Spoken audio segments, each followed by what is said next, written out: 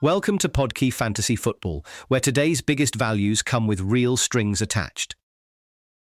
A lot of this episode lives in the gap between talent and price.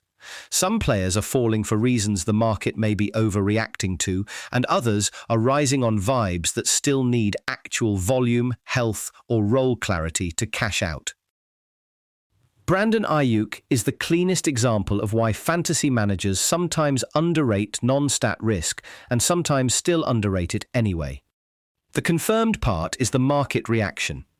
His ADP has fallen about 10 spots to around 204, and the reason attached to that fall is not subtle.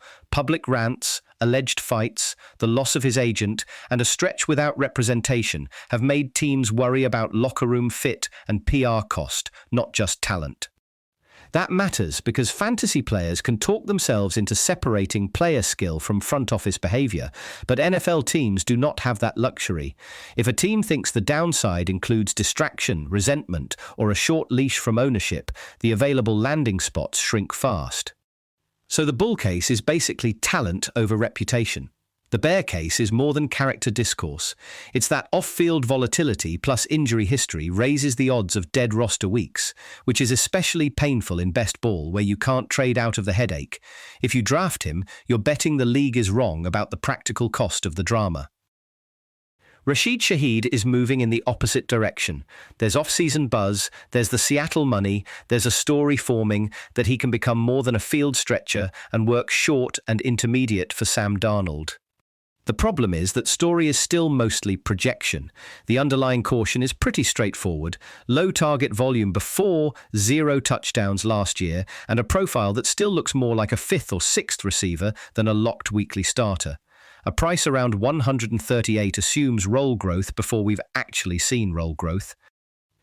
Jalen McMillan has a sturdier path. With Mike Evans gone from Tampa and Baker Mayfield back, the 3-wide usage under Zach Robinson gives McMillan a more direct route to recurring snaps and slot work. His rookie efficiency and touchdown production support the idea that he can matter on volume, even if the injury history keeps him from feeling fully safe. Malik Neighbors is the more classic buy low tension point. The market is discounting real post-surgery uncertainty, including the possibility that he's not all the way back for week 1. That part is not fear-mongering. But if the ADP lands in the mid-40s, you're also getting a discount on elite talent and likely target share. That's a reasonable risk if your roster can absorb early missed time. And then there's A.J. Brown in New England with Drake May. The ceiling case is obvious, true alpha receiver attached to a talented passer. The disagreement in rankings tells you the market has not settled whether the recent concerns are noise, decline, or just context. When one analyst sees top 15 and another sees mid-30s, that's not a tiny difference in taste. That's a sign the range of outcomes is genuinely wide.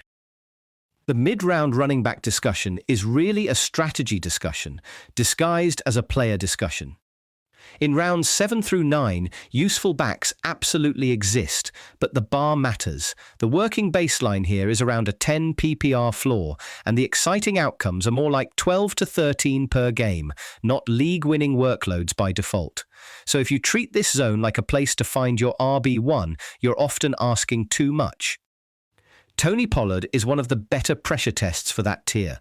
The optimistic case leans on volume history, receiving involvement, and stretches of strong rushing production. If you're building hero RB or best ball, that kind of profile works because spike weeks matter and one dud doesn't sink the season. But the skepticism is healthy in regular redraft. A mid-round back can be useful and still not be the kind of player you want, relying on every Sunday if the offense around him is unstable. Team environment, line play, and game script can turn a seemingly solid role into 6 points very quickly. That's why the broader advice holds up better than any one player take.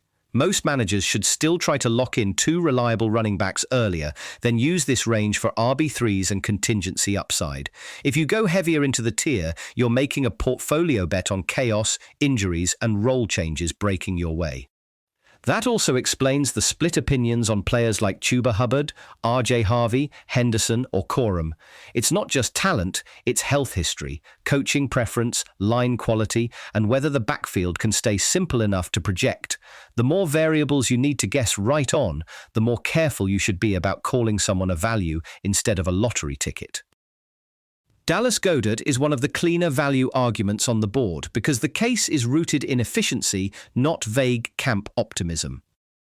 If the yards per route and target per route numbers hold anywhere close to what we've seen in the right splits, especially when A.J. Brown is off the field, Goedert profiles much closer to the top fantasy tight ends than his cost suggests.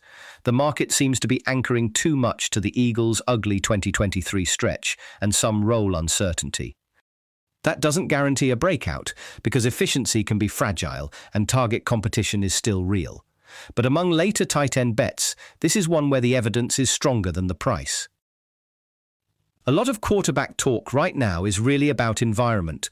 Kyler Murray in Minnesota is a good example. Kevin O'Connell has supported top 12 fantasy quarterback outcomes before, and Murray still brings rushing equity that changes the math quickly. The injury history matters, but this is one of the more believable rebound stories because the pathway is concrete. Kenneth Walker's new deal in Kansas City is another case where money tells us something, but not everything. The contract signals team investment. It does not automatically prove Andy Reid will avoid a committee. If Walker gets true lead-back usage, the upside is huge. If the role is more rotational, the contract alone won't save the fantasy projection. The Falcons' quarterback battle matters because some passing environments are more system-dependent than we admit.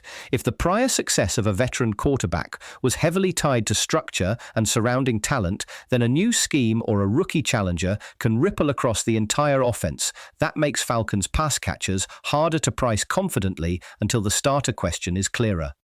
Kirk Cousins carries similar role risk for a different reason. He may have been signed to start, but if the coaching staff has a history of moving quickly at quarterback and the early schedule is rough, the benching concern is real enough to matter in fantasy. You don't need to predict it, you just need to price in the possibility. Dak Prescott's 5,000-yard projection is a good reminder that added weapons do not automatically equal added attempts. If Dallas fields a better defense, total passing volume could come down. So the pro-Dak case is understandable, but the counter-argument has better structural support than it's getting. And on perception versus production, the Drake Maye conversation is useful. When a quarterback throws for significantly more yards than a more celebrated peer and still gets left off fan shortlists, that tells you image and narrative still shape fantasy discourse more than most people admit. The Patrick Mahomes Week 1 debate is interesting because both sides have coherent incentives. Resting him could protect long-term health if the early schedule is manageable. Starting him preserves continuity and avoids disrupting rhythm. That's a real trade-off, not fake debate show balance. On team outlooks, the Bengals remain a simple thesis with difficult execution. If Joe Burrow is fully healthy, they're contenders. If the line falters or the AFC crushes them week to week, they're more dangerous than dominant. That healthier version of the Bengals argument is better supported than either extreme. The Chiefs' downgrade chatter also deserves nuance. Cap pressure and limited turnover can justify pulling them back from runaway favorite status, but dropping them too far assumes the division's volatility won't cut both ways. Kansas City can be less overwhelming and still be one of the safest bets in the conference.